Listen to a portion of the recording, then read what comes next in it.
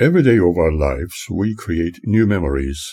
Some of them are fondly remembered, while others need to be put aside.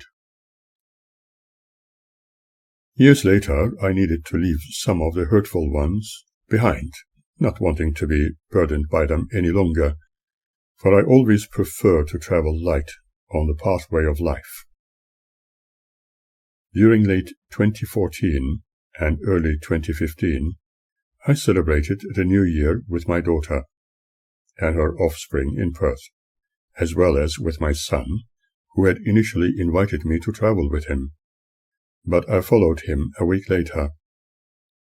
Enjoying new technologies, I continually corresponded with my friend Rosemary, who shared the dwelling in Frankston, where we were housed.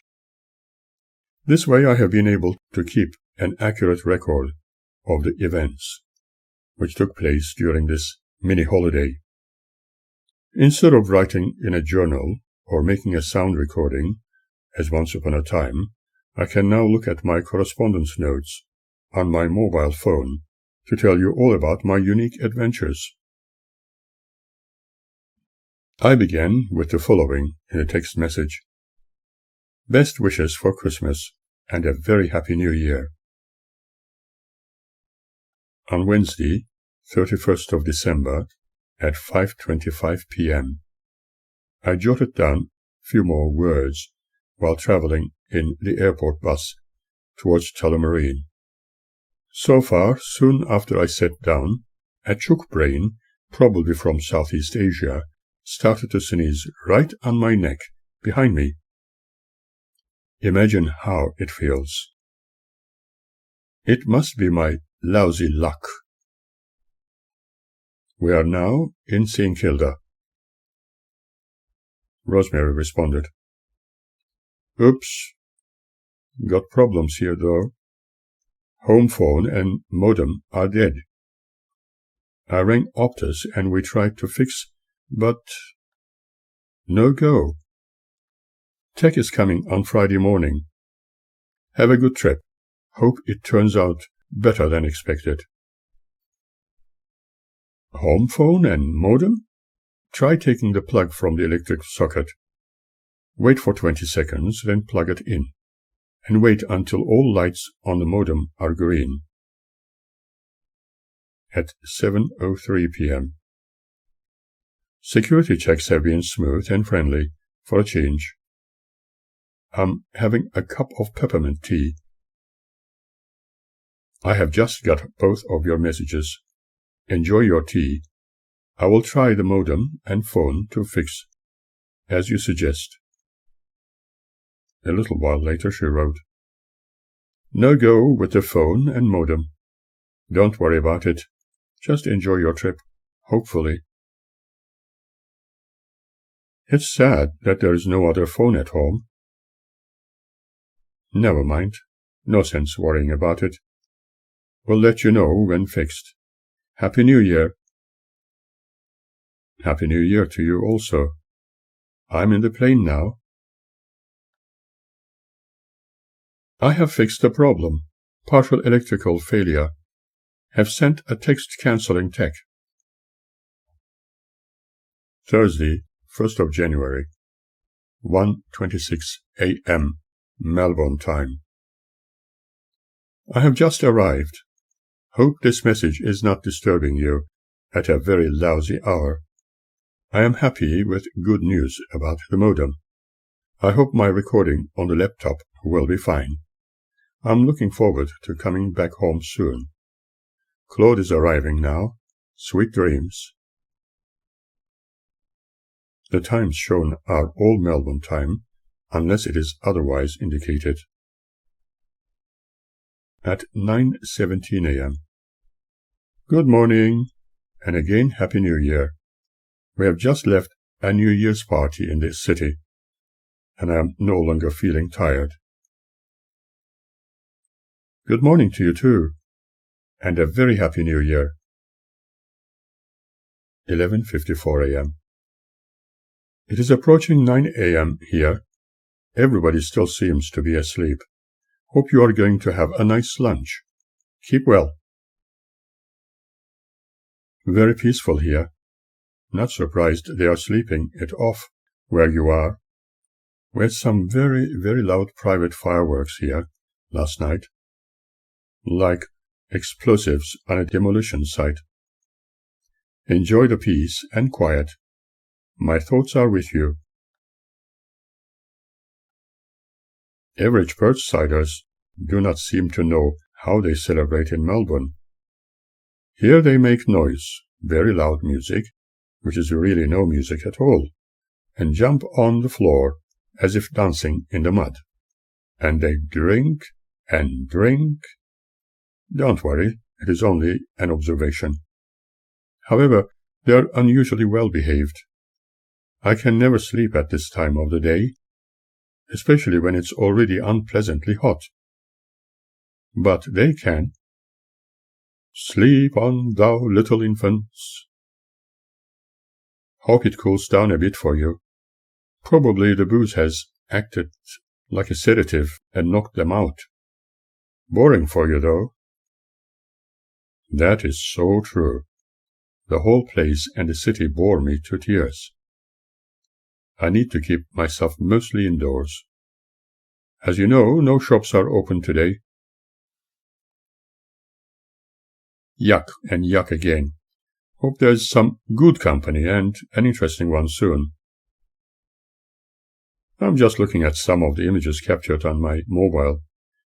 They make me feel homesick.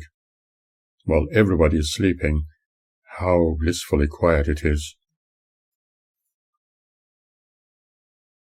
Wish you were here too. Hope you got yourself some brekkie.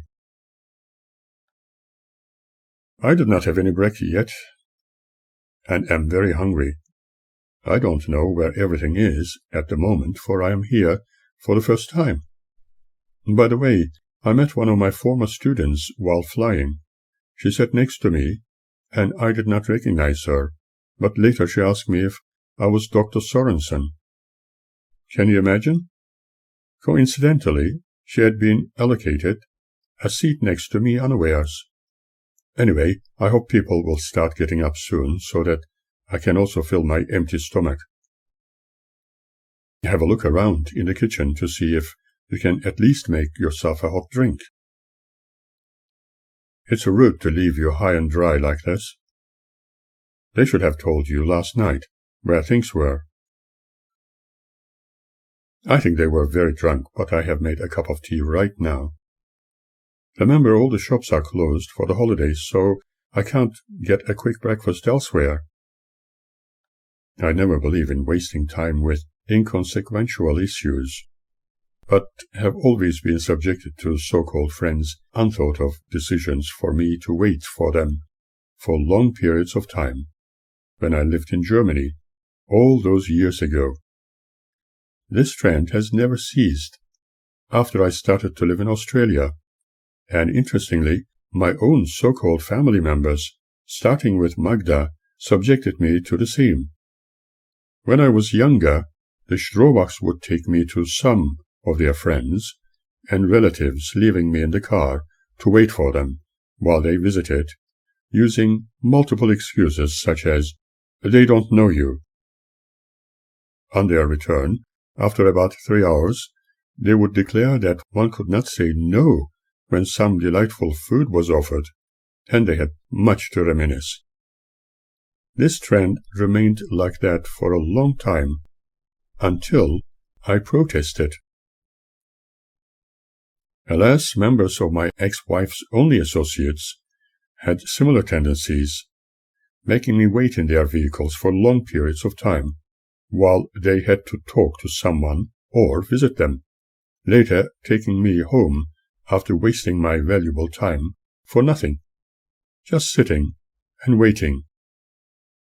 Magda's excuse was this: "How can you say your time was wasted? What did you need to do anyway, other than just writing, reading, and wasting time with trivial things? Listening to your music." In fact, I believe it can clearly be seen that those who only consider themselves being important without a thought of what others may need to do with their time Therefore their lives are most selfish and thoughtless people, and should be avoided. What a pain in the arse! It really is. It is nearly 10 a.m. your time, so someone should, theoretically, get up soon. Theoretically, but for now, I'm sipping my peppermint tea and dreaming of one of my lovely breakfasts back home. I can almost taste them. Maybe I'm going crazy. Enjoy your cuppa at least.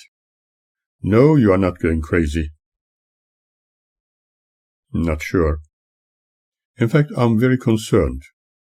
A phone conversation revealed that apparently what Claude said in regard to his mother was incorrect according to Birgit, for she said that Claude must have lied once more, as per his leck, and being just like you, Dad, saying things such as Mum would never talk to people who speak to the spirits. Birgit then emphasized specifically that dear Mum must have said she would talk to Dad if she saw him on the streets, for he was also a human, and apparently Mummy dear was somewhat changing. But I still believe that what Claude was telling me was the truth, and not Birgit. I learned not to trust anybody after so many lies have been told right in my face. Remember, as part of their faith, the witnesses would never talk to anybody who is disfellowshipped. Tell Claude when he surfaces, don't mince your words, and tell him straight out. And if things don't improve, PDQ, get him to get you on an early flight back. I will see him soon, but I don't know what to believe anymore. Hope they are finally up, and your day vastly improves. Friday, 2nd of January, 10:26 a.m. Good morning, Rosemary. Did you have a nice breakfast? Yesterday, young Jerome finally came out at about 11:40 a.m., and we had some muesli for brekkie. Despite his disability, he is a very caring young man. The rest woke up much later. Then, with Claude, we went out. Birgit was saying, Dad, you can stay at my place for as long as you want. As the story unfolded, she told me how happy her mom was that we met, and I was to visit Fremantle with them. It seemed that it was already decided for me. Claude had been repairing his mother's 8-cylinder Ford, which she does not drive. It is a matter of having the confidence and courage. Claude came with that car to Birgit's house, and we went to Fremantle together with Jerome. We had food and took lots of photographs of the old town. Birgit discreetly spoke all about Claude's addiction to alcohol and drugs when he was wandering around and ordering food. She told me his liver was affected, and yet he still drank heavily. Later we met Birgit's daughter and her boyfriend, Daniel. She worked as a hairdresser's apprentice. Birgit wanted to get her other son, one of the twins, allegedly being forced to stay with his dad in Adelaide. As you can appreciate, I was writing these lines purposely to keep my diary notes before I got ready for the day's activities. However, I have later discovered that the other boy was really happy, living with his father. Good morning. Didn't realize you had sent some messages until just now. Decided to go and shop early before it heats up. I watched the Tattoo last night, a New Year's Day concert from Vienna. Hope you had some brekkie. May it be a good day for you. Thank you. Hope it will be a good one for you too. If I was home, I'd probably have recorded them. Yes, shame we didn't realize they were on. I would have set the computer to record them. I know, Maybe they will repeat them later. They usually do. By the way, I have used one of those coffee machines with cartridges full of ground coffee for the first time ever, sitting in the large lounge room without any breathing soul, and enjoying the aroma of real coffee since I arrived. It has changed my opinions about them completely, believe it or not. Must be a better system than the one we experienced. Perhaps you should make a note of this one and the capsule brand. Enjoy. It is called Capino and is apparently available everywhere in Australia. I also found a book of a very hilarious kind. What is your poo telling you? It is written by two doctors in a fun way. It's a well-illustrated and hysterically funny description of dozens of dookies like pebbles, monsters, poophorias, and more from www.chronicles.com. Sounds like it's one for the library. Definitely. I have made a note of the coffee machine and book, but who is the author? While enjoying my coffee, I'm wondering what to have for breakfast. Unsure if Claude wants to go out with me or spend time with his good friend, who is a divorced gentleman with a 9-year-old daughter in his ex's care. Waiting. It would help if he told you, but then again, all is peaceful here. I bought myself a pair of shorts and cotton tops. The book is by Josh Richman and Anish Sheth, M.D., and published by Chronicle Books, LLC, 680 2nd Street, San Francisco, California, 94107. Thanks. Made a note of details. Good. In the meantime, there is no sign of any soul at the moment. It is 8:49 a.m., and I'm going to send him a message. Good for you. First, I need a brekkie. I'll see what I can find. Hope you'll enjoy a nice lunch. Thanks. At the moment, it is 19 degrees here, and will be around 26 later. But Melbourne seems to be extreme. You need to keep cool. And the day I return, it's predicted to be stormy there. Did I tell you we had a terrible storm when arriving at Perth Airport? The plane was out of control. Not a good experience. No, you hadn't told me. I would have been very worrying. Yes, I have every intention of keeping cool. Tomorrow is even worse. Thank goodness I don't need to go out. It seems like a concern, and the heat is a killer. It's going to be hot here also. I sent a nice message to Claude. The weather is a worry, to say the least. Glad you sent a message to Claude. Hope you get a response quickly. Getting a response quickly can be questionable, for one needs to be patient with him, as he's still fixing his mom's car, which could later be sold for circa $8,000, thinking she can benefit from the money, for she does not drive. I'm still waiting. Give him a ring. I will try. Hopefully his phone is charged. He can hear it ring. Yesterday he told me he had confirmed our flight on 7th.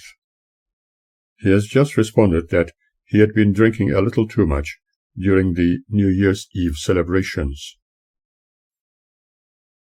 Just do what you want, but the heat won't help. I advised him to abstain from drinking for a while.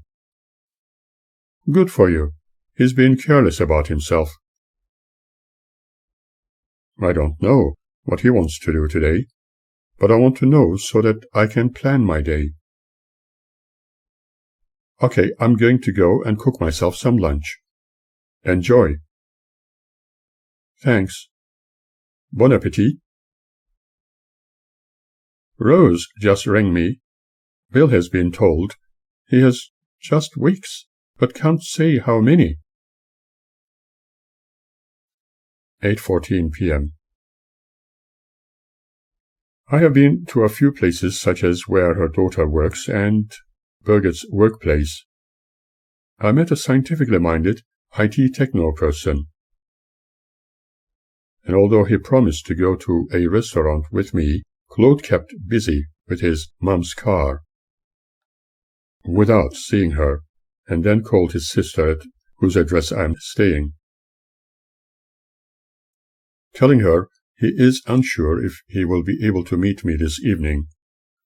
However, he wants to pick me up at 6 in the morning with his good friend Michael to go down south and possibly come back in the next morning. A very nice adventure. We'll see what happens.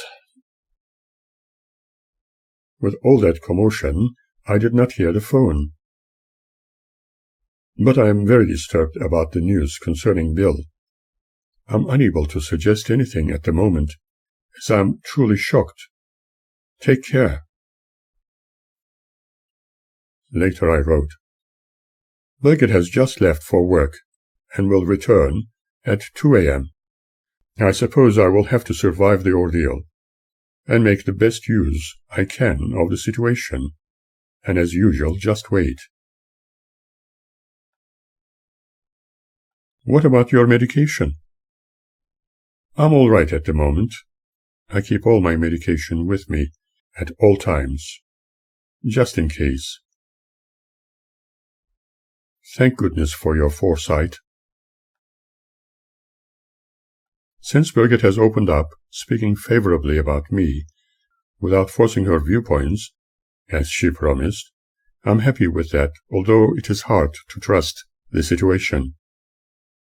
Okay, where will you stay? At Birgit's, I gather. I will be staying at Birgit's. That is far better arrangement in the circumstances. I guess it's the best of a bad job, as they say. If staying with Birgit, why not keep your luggage there? That is so true. Obviously, spending time with one's family would always be the best thing. But it seems some people prefer other friends, for they might not have seen them for a long time.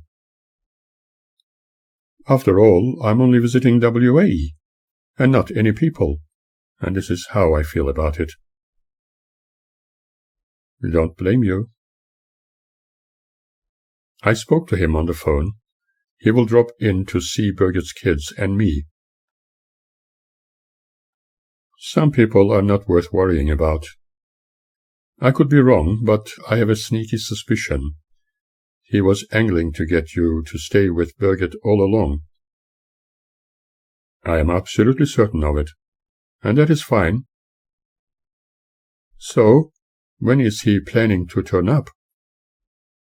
Hopefully sometime this evening, if his other friend is happy for him to do so. Or in the morning, he will meet me at 6 a.m. I can't see him being up and about that early, so he needs to make it tonight. Maybe even needing a push. It does not matter. When he comes, it does not worry me. I understand. Saturday, 3rd of January, 8:31 a.m. Although I have discovered a complete reversal with Birgit, I cannot trust anybody at this stage because I have been subjected to too many pretensions and lies in the past. She insisted on introducing me to some of her friends who happened to be gay. We went to her daughter's work, a hairdressing salon, also to where Birgit works at an old pub, the Ale House at Paddington. Then we had hot drinks with one of her usual wonderful friends. She was very excited about them meeting me, but then again, What was her real motive, I wondered. Was it to test me, or simply being excited about my visit? I did not know for sure. Perhaps my suspicions were groundless. Later, she went to work and told Claude to pick me up to visit the pedo, where she worked, which is also a nightclub. I wrote further. There was extremely loud music to mud duns, to, as one can imagine, snooker games, etc., and things went from unexpected to the bizarre. Birgit and her bosses offered us, me, Claude, and his friend, drinks. Some light-headed ladies invited me to the dance floor within the ear-shattering sounds, and I danced with them. To tell you the truth, I never expected it, and many seemed to admire my dance routine. Claude and his friend later asked me why all those young people were interested in me, and not them. Interestingly, with many artistic people and performers talking to me, both Birgit and Claude discovered a different person in me that they had never dreamt of. People could not believe that I was an oldie. Then again, who cares? After midnight, we went our separate ways. Me with Birgit after we had some Persian snacks opposite the Paddington. This morning we are going to travel down south. Hope you will have a cool and peaceful day. Take care, Rosemary. Much love. Thanks for your message. They have a lot to learn and appreciate about you. What an interesting night. Certainly different. I woke up to the same partial power failure, but it was easily fixed. Have a great day. I'm going to work on keeping cool. Love from me too. I'll write more soon. Okay, talk to you then. Sunday, 4th of January, 10:19 a.m. Good morning, Rosemary. How are we doing? This is just another day. Yesterday morning I was up as usual at 5 a.m. and ready to meet Claude and his close friend. Birgit's son Jerome was as usual slow and not ready in time. Assuming he did not want to go with us, Claude suggested that we go without him, but soon his sister reminded him of Jerome's psychological state. His other friend and I eventually convinced him to pick the poor boy up after a little shopping. At first Claude was very reluctant. However, we started our photographic expedition together with Jerome and visited some of the towns and beaches towards the southernmost tip of WA, where two oceans meet. Although Claude's friend was eager to visit yet another point of interest, we decided to return much later that night. Everyone was happy, especially with the nice food we shared in well-known restaurants along the way, mostly at his friend Michael's insistence. Claude did not want me to pay for my meals, although I prefer to contribute, to be fair, yet he wanted Jerome to pay for his own.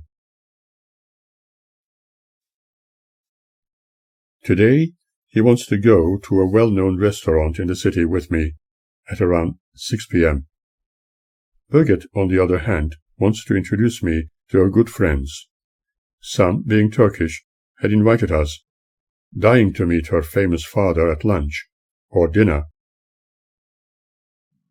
However, I have ended up with excruciatingly painful puffy ankles.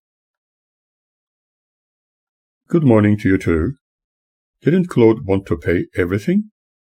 If he didn't, that would be mean of him not to pay for Jerome if he invited him.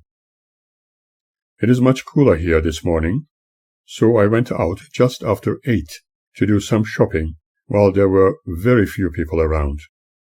If you can soak your feet in salted cold water, then put them up for a little while. Try and stay cool as I know it's going to be hot there. Hope you got some great pics too. The weather has been very friendly to me during the last few days, and also the seaside areas where my feet were enjoying the water, but sitting down for long hours does not help. When I move, it eases. No, being static for long periods never does, unfortunately. Read the pictures. Yes, I have captured excellent ones, but my memory card in the camera is full, and so I will put the spare card in today. When is it going to be cool there, I wonder? On Wednesday, as my luck may dictate, it may be hotter in Melbourne when I arrive. Birgit is leaving home soon for work at the cafe by the beach, and later she'll be back to go out with me. What a complete change of direction. I believe she is thoroughly confused what to believe about me, for she knows there is a huge difference between what she is discovering about me and what she had been force-fed. Her son is still asleep, and the time right now is 7:52 a.m. Don't know what the temp is going to be for the week, but rain is forecast for Wednesday. Tomorrow morning I have to go for my blood test and plan to go early. They usually have problems finding a vein, and my body is very protective of itself. I'm happy that the weather is good. I just made myself some muesli for breakfast. Good. Enjoy in peace.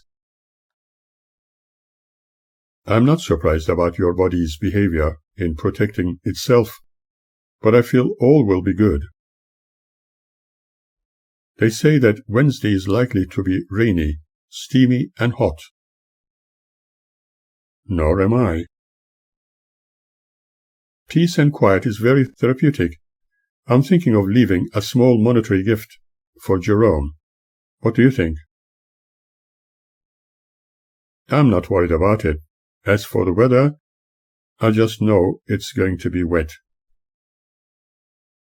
Jerome has bought a small gift and discreetly given it to me, saying nobody ever cared for him, while his uncle always ridicules him. That's a nice gesture with regard to Jerome. I think we will be helped with the weather. I also believe that it is a good gesture. By the way, the tea I made became so strong, I will have to make another one. As you can guess, I have left a number of my well-known caricatures in the plane, and at almost all restaurants. I'm going to take this morning easy, and might even watch the news. Not surprised. Enjoy your fresh cup of tea. By the way, I'm sure you have anyway, but double-check your luggage. Sorry, but I don't trust people. Top temperature here is below 30 today. My flight to Melbourne is about 9 a.m. on Wednesday, and I am looking forward to it. Good for you. My luggage is simple and does not contain anything of interest. Look forward to having you home. I'm glad everything is in order. Furthermore, it seems Birgit and her sister who lives in Doncaster have strictly no communication whatsoever. The other is apparently still so obsessed that all men are child molesters, just like the one she had been complaining about.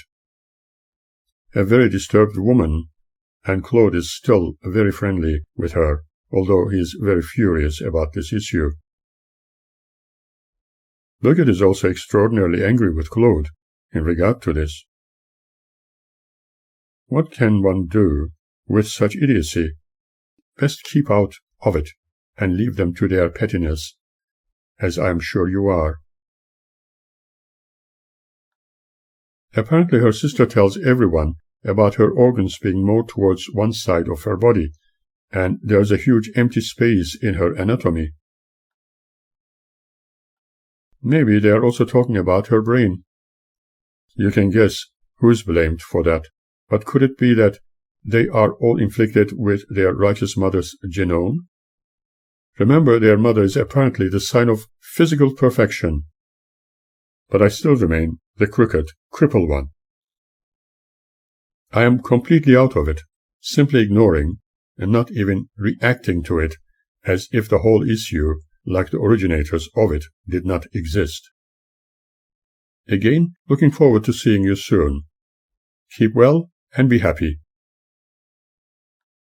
It really is so amazing to note that the entire organization of Jehovah's Witnesses, as well as my ex-wife and her absolutely perfect children, follow the same trends.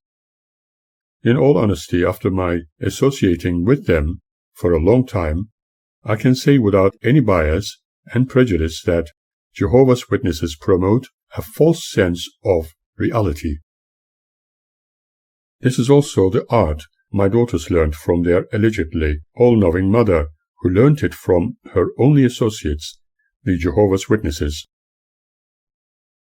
No wonder they are incapable of understanding common sense, believing themselves to be absolutely righteous, as perfect as their God, and correct at all times. However, I have not seen Annette for many years.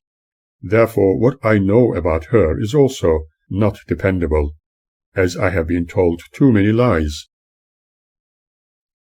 Sunday, 4th of January, 3:55 p.m. Breaking news. No details yet. Unsuccessful ram raid on a cinema in Frankston. I thought you would like to know. That is interesting. Any terrorism issues? No, I think it might be just the usual idiotic behavior of would-be thieves. They say more info in the news at 6, so we'll let you know. 6:13 p.m. The cinema was the one at Keringle. Attempt to rob the ATM twice, but failed and left with nothing. Lots of damage. 7:21 p.m. That to me is frankly a group of loonies job. It is indeed sad. Not to worry. The company will pay for nothing. When they are caught, would the offenders pay for the damages? One wonders. Remember that I was talking about offering a little something for Birgit and her son? I have done so just before, and you would not believe how surprised they were. She said she could not accept it because it might be too much for me, but accepted it as a gift, and they were full of smiles. I suppose they have discovered somebody contrary to what they previously considered. She had to leave for her usual job at the pub after coming home with us. Now we are waiting for Claude's arrival in an hour's time. Birgit's daughter is with her uncle at the moment. They will come together, and we will go to Miss Maud's restaurant. I wonder who is going to pay for it. It seems, as it has been until now, that the invited pays some of it. I am certainly going to pay for my share. You might wish me good luck. Claude seems to be very generous at times, but I might be wrong. Some others think of him being a very rich person. Stand your ground if necessary. Happy you got such a great reaction to your gift. It's wonderful to know it was appreciated, and as you say, it shows them that you are not as painted. On the other hand, I doubt the culprits will end up paying. It will be the cinema's insurance company. Most definitely. I'm not in need or incapable of paying for my own expenses. But would it at all be understood? That is a different matter. I'm always prepared to show greatness, and, in reality, many people appear to lack wisdom, but I seem to present the worst case among the highly supreme-minded, as they believe. Hopefully he will arrive soon, with his niece. I'm hoping that he will not be told lies or things about me giving them gifts. You can guess why I think this way. I can understand that all too well. Good luck. Thanks. Bon appetit. Bon appetit. Ta muchly. To you too.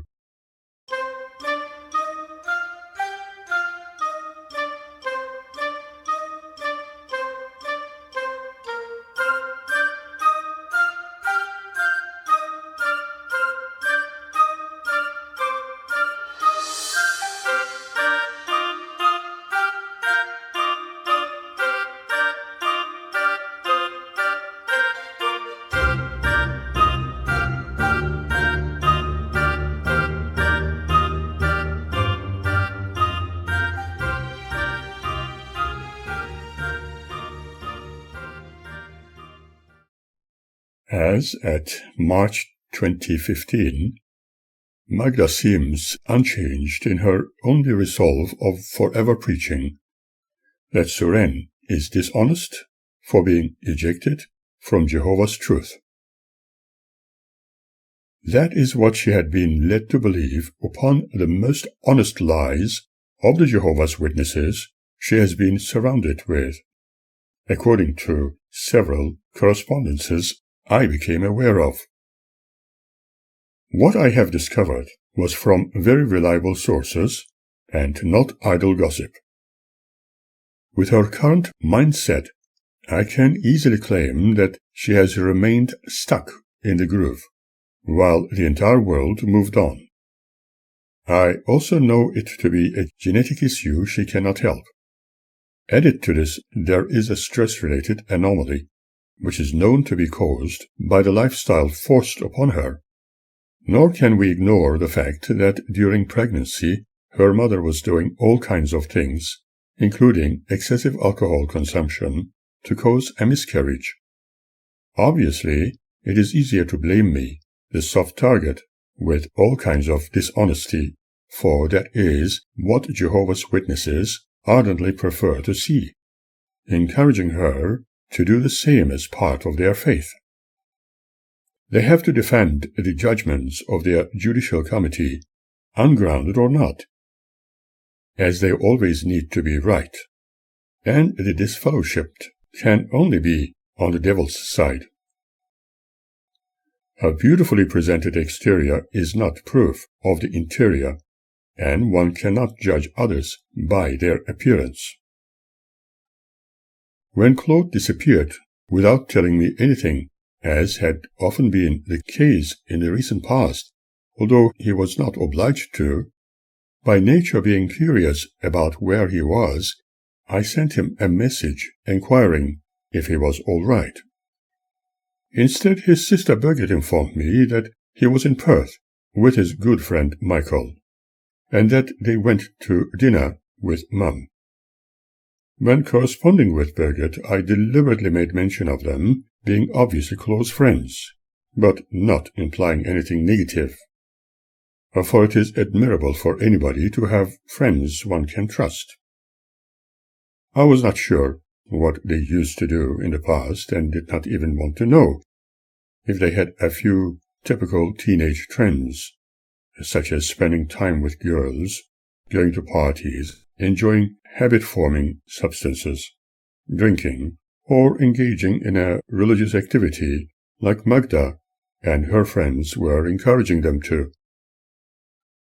Were they perhaps studying hard towards a worldwide academic achievement? What I talked about with Birgit was nothing more than just a general subject parents normally discuss.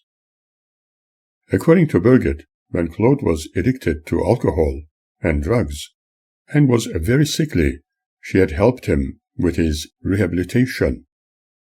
She also told me in regard to her brother's current behavior towards Daniel, who was apparently not invited to Miss Maud's for dinner when we were there last time, and did not contribute towards the expenses incurred. That Claude needed to apologize for his grave mistake. She even felt concerned about his involvement with drug dealers who were after their money and might kill him. I could not be certain how correct those statements were. Firstly, I have been told a lot of lies and many untruths about me have been relayed to their mother and others. Secondly, I had not seen any of them for many years, and was unsure about what characteristics they had developed. People's second-hand information about me obtained from lies, deliberately and liberally spoken by Birgit, became their belief about my character, which in reality they had no idea of. In fact, I'm now beginning to discover who my children are, and what has become of them, since their mother took them away with the invented justification of me being an extremely wicked person, and none of them truly wanted to get to know me other than reject me under strict Jehovah's Witness dictates after my disfellowshipment. However, I am certain that they either do not realize it or are unable to comprehend any part of it. Without blaming anybody, and without any discrimination against anyone, an observer of the real facts should be the judge. I do not need to justify myself, because I know with absolute certainty that those with their untruths and treacherous lies will one day fall on their own swords. During their childhood, Magda was demanding them to tell her everything they did, listened to, learned at school, about the other children they played with, and also what they had learned from their all-evil and ignorant father. From time to time they were punished severely, in the name of discipline, for talking to certain children because they belonged to the worldly families. This has been ingrained in their personalities so badly that even today one can still observe the same similar trends with Birgit. This is not an assumption born of hatred. She tells everything spoken with some minor or major additions of falsehood to her mother, and might not even realize what she is doing.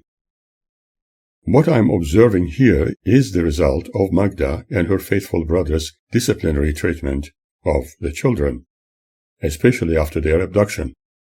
Unfortunately, at her current age, Magda seems to suffer stress-related anxieties, according to what one discovers from very reliable sources, including my discussions with Claude on extremely logical and psychologically proper construct. Later, Magda told Claude to tell his father to be honest for once and tell the truth, whilst also chastising him as if he was a young child of 14. He spoke to me openly and almost crying that he was certainly not on drugs, and that he was very concerned about that issue, without denying that once he had huge problems, and that Birgit had helped him to recover. He also told me how furious his friend Michael was about hearing certain things, as there was a homosexual insinuation regarding to him and Claude, according to some gossip, for they had often been seen together. I was apparently knowledgeable about this absurdity and falsehood under the banner of truth, and was urged to be honest for once and tell the truth. Does this not show the observer how adamant Magda is in her presumptions of me, painting my character as immoral for not following their supposed righteous ways?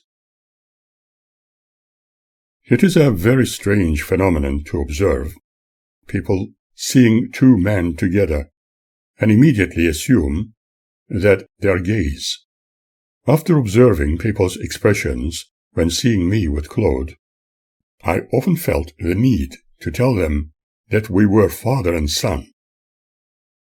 Seeing how their facial expressions change, as if they are embarrassed for thinking what they assumed, gives me great pleasure.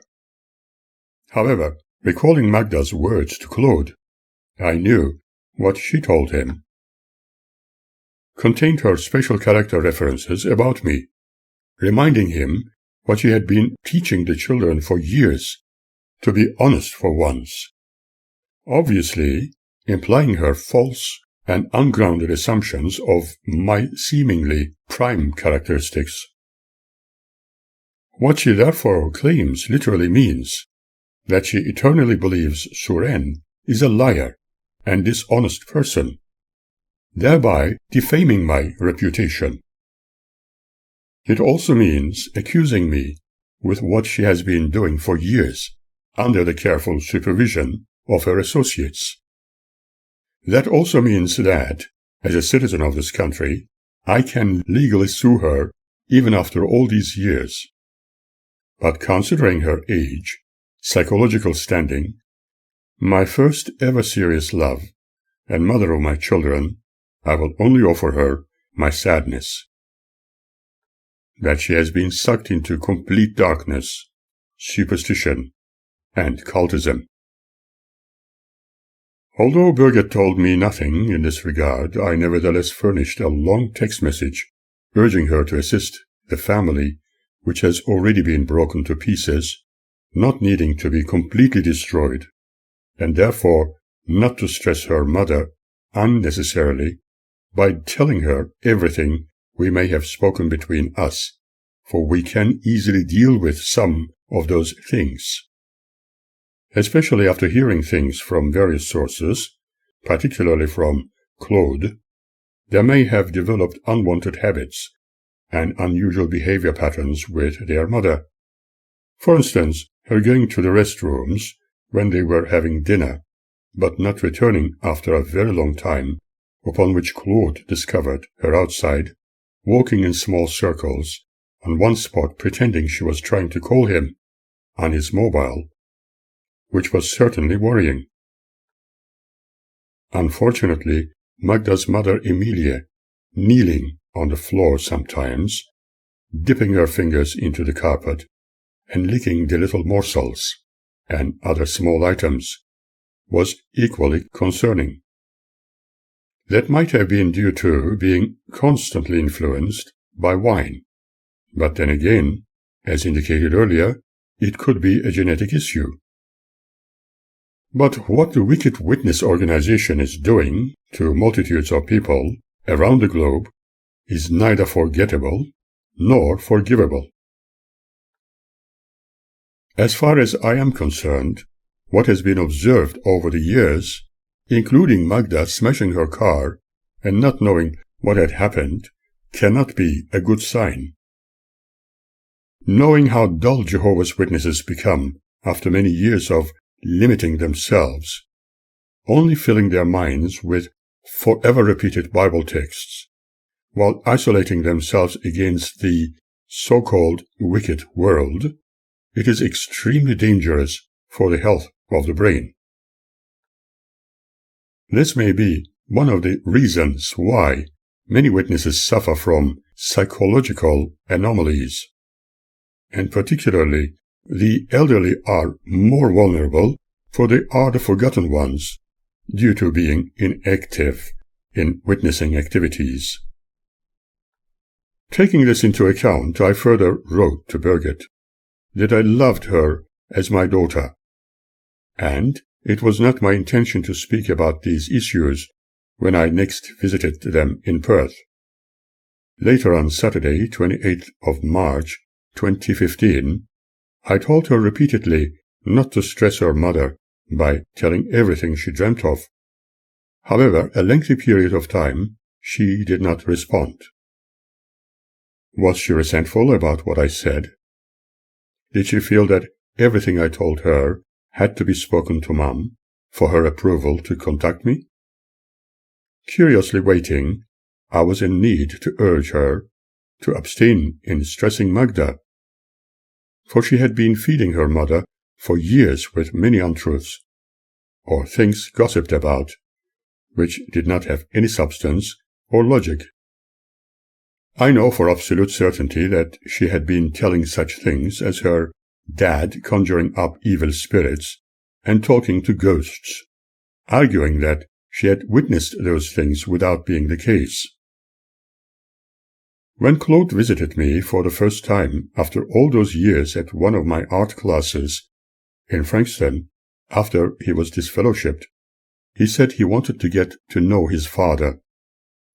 During 2014, a Jehovah's Witness assembly was held in Melbourne, also attended by Magda, who communicated with him over the phone after she returned to Perth. And when Claude made mention of meeting with his dad, all hell broke loose. Magda advised him that she'd rather prefer he did not speak to his dad, for he was wicked. As one can see, even in her ripe old age, she never changed her ungrounded idiocies. When Claude told his mother he would love to see his mum and dad seated side by side and take a picture of them together, Magda told him again that she never wanted to talk to people who spoke to spirits.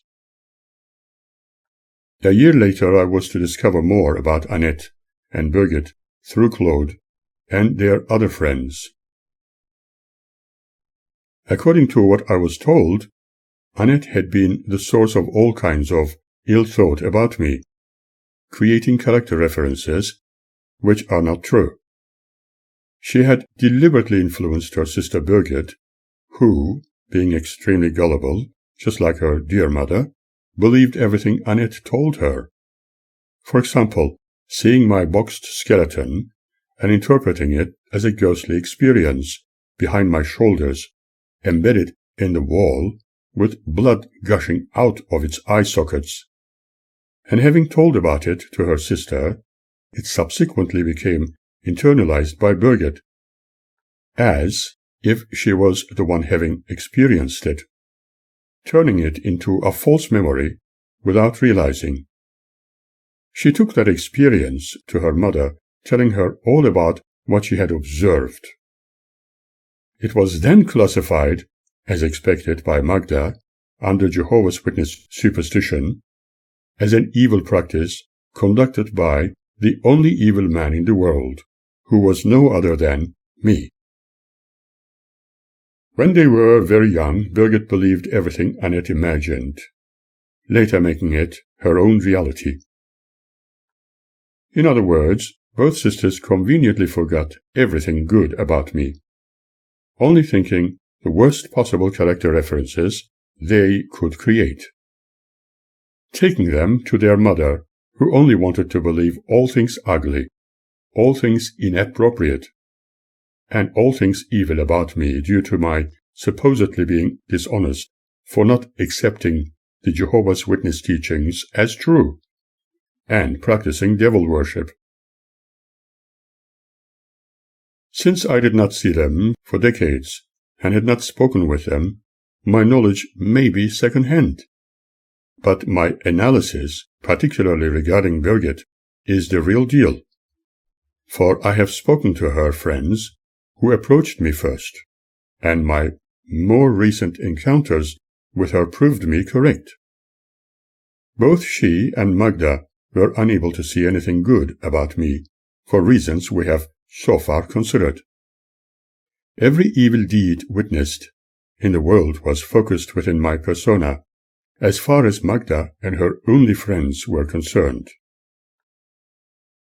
One of the evils my children were inflicted with to imagine was my taking their photographs naked and showing them to some dirty old man who were apparently my friends, as if I had nothing better to do. Remember, full custody was granted to me, and I became their both parents, while neglecting my own well-being, for I loved my children, and did not want them to lack for anything. Their welfare and health, both physical and mental, was paramount. On the other hand, their mother, who considered her so-called faithful brothers and sisters' belief above everything else, hated me thoroughly after my disfellowshipment, apparently becoming rejected of God, therefore considering me as evil number one in the world. Her faithful brothers had advised her not to live with a man who was an evildoer, and Jehovah needed those children to be trained as new cadets in the New World Order after Armageddon, encouraging her to break their trust in their father, who was apparently incapable of looking after his children, for he did not follow God's principles, and was a godless man who worshipped the devil.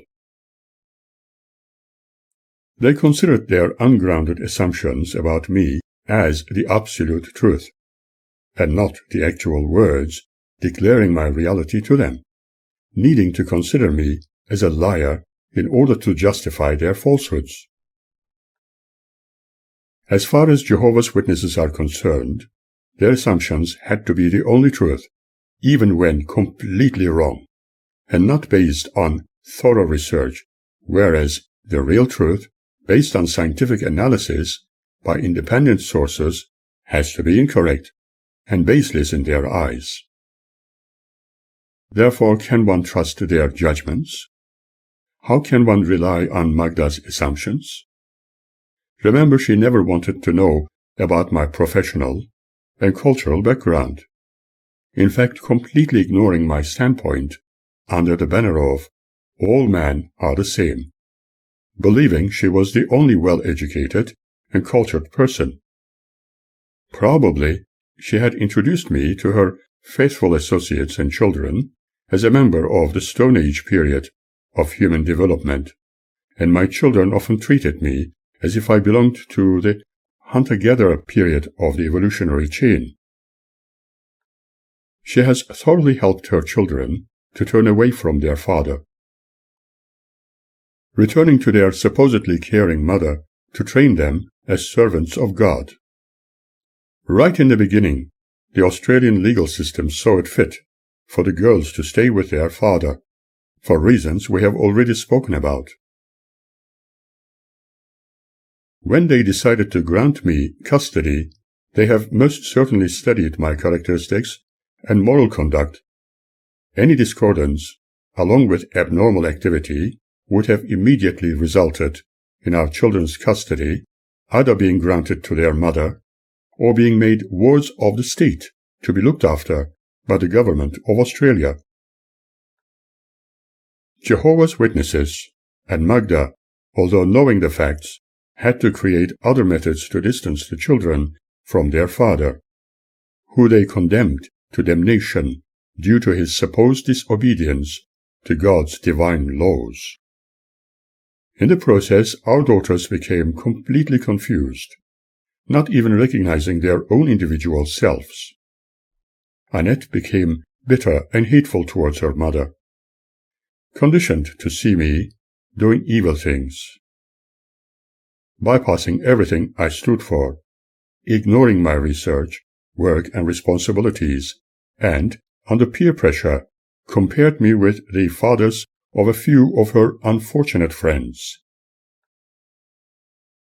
Admittedly, I have documented my children's growing up in photographs, as I have already mentioned, but I have never been interested in child pornography, as my daughters attempted to lie about, just to make me appear as if I was taking their pictures inappropriately, even showing them to made-up friends.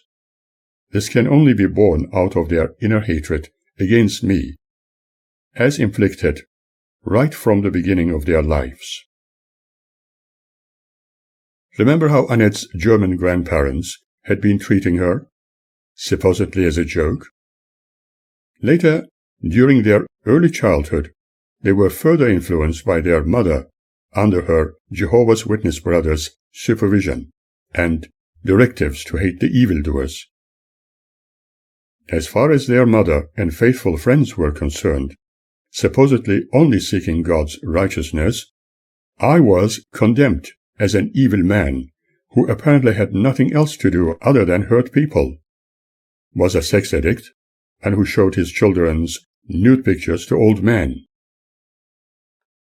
In the courtroom, Magda tried to damage my reputation, never attempting to see anything good I had done. When the custody of all our children was granted to me, she stood in front of her faithful brothers, shouting that I was not a good man, a devil worshipper performing black magic, and would be dangerous to their minds, and that she would make the better parent. One could hear her brothers were whispering the words she needed to utter. Did they really understand what harm they were engaged in doing? After she threw herself on the floor, supposedly having fainted, the court adjourned until later.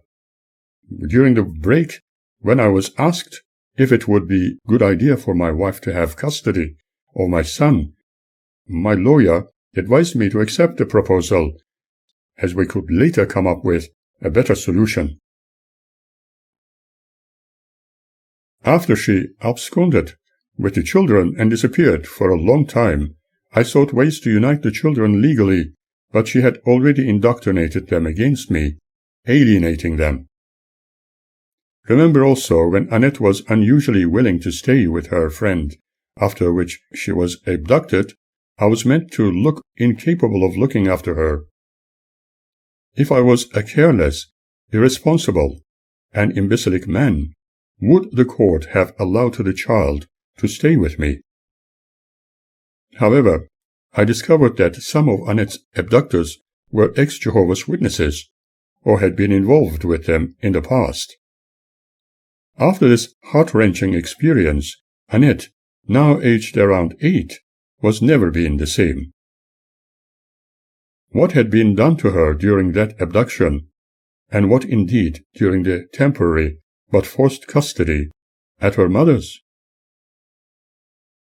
I am so certain that although I had their custody, during Magda's access they were constantly subjected to Jehovah's Witness propaganda, keeping them under their spell. After all, their faithful mother had to be vindicated under the righteousness umbrella of her devoted brothers in faith. I also believe that my daughters wanted to see me lesser than their mother, who in reality was born with an obvious lack, presenting extreme and senseless one-track-mindedness and naivety. Under her influence, they completely ignored my background, believing that Magda was intellectually better.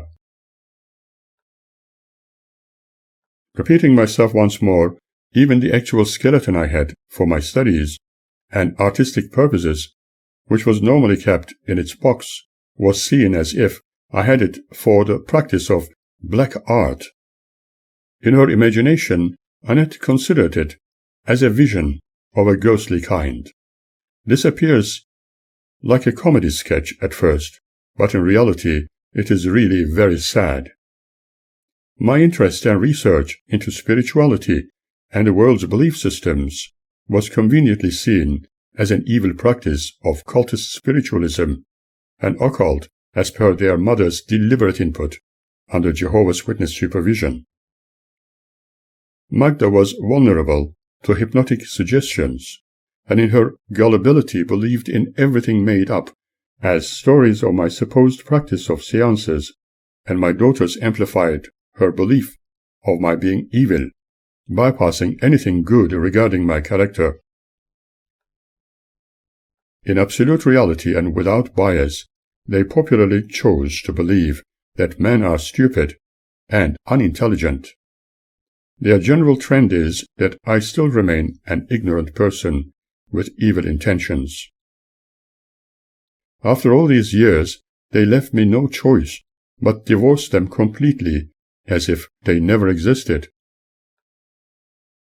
As all my associates and honest and trustworthy friends, even my students, know I am not a dishonest man. I am like an open book for the inquirer, and always remain truthful, unless my words are interpreted as lies by my so-called family, for they have never really known me, not even attempting to get to know me. I can only say this: there is a principle the whole cosmos is affected by, cause and effect. Within the vast universe, every action is reacted to, and none of us can escape it. Remember what I wrote previously. whatever one shouts at a mountain echoes back. However, I feel the urgency to send an open letter to my beloved ex-wife and her wonderful brothers and sisters in faith, although I am certain that they would never allow her to read it. I also know that there are a few curious people who are free from the clutches of the ruler of this world, according to the wisdom of Jehovah's Witnesses. They would read it and convey the message to Magda, or else they are dreamt of possessions, namely her extremely honest daughters. I know, as I hear from various sources, what you preach and teach others in propagandist ways, and what you make your offspring believe, characteristics of dishonesty you assume to have discovered in me, after much convincing from your brothers and sisters in your congregations. You tell your children the selective words in absolute deliberation to ask their father to be a man for once, and teach Claude the difference between what is right and what is wrong, even though you preach that I am an evil man. Obviously, you still consider him as a young teenager, although he has become an adult. Besides, have you not taught him the righteous ways of God under the direction and strict control of your dear brothers in faith? Did I hear it wrongly when you ask your daughter, who literally leads you like a puppet master, to tell me to be honest for once and tell the truth? Here is my next question for all the concerned and allegedly honest people, particularly the witnesses. Has Magda always been telling the truth? I cannot forget your words in response to my love for you. Love can grow. Maybe it grows on trees, and so keep watering, Magda, keep watering. Believing all the lies you have been force-fed by those who supposedly represent Jehovah and those who are your offspring, only telling untruths while also displaying their total dishonesty in every way just to please you, making you believe in things which never existed. Do tell me where the real honesty has gone. Now, swallow your own words for once. I hope you will be able to digest them, that is, if you have any love left in your heart. Observe the lifestyles of your daughters, without bias, and tell me the truth for once. Have you been a good parent? Did you really teach them anything honest through your actions? What about their children? None of them have any respect for themselves or others who are a lot older than them. Before judging me with the opinions of others, tell me, for once, the real truth. Can they, the representatives of Jehovah, be so righteous when they do everything possible to destroy lives? You asked me to tell you the truth, and I always have. Now it is your turn. Do the right thing, and be honest for once. After so many years, I believe that without assuming, Magda has never changed. Just like her beloved brothers in faith. It is known for a fact, and not in a prejudicial way, that the witnesses can only hate forever, believing this to be the will and divine principle of their God, Jehovah. There are an increasing number of people awakening today and realizing that they were led to believe in grave lies and dishonesty while adhering to the Watchtower Publishing Company. I believe that Magda would use every available opportunity today to stop any development between her children and their father in a positive direction. In all honesty, I can therefore never trust her, for whenever, for example, my son's girlfriend visited her, Magda was ever ready to make use of the opportunity to complain to her regarding my characteristics, as she assumes them to be, advising his girlfriend to help Claude break any connection and communication with his father. She would do so in the name of the righteousness of Jehovah. What I am now going to say might be quite a surprise for the witnesses and their supporters. I have known Magda better, having lived with her as husband and wife for over a decade. Therefore, I am very cognizant with her characteristics.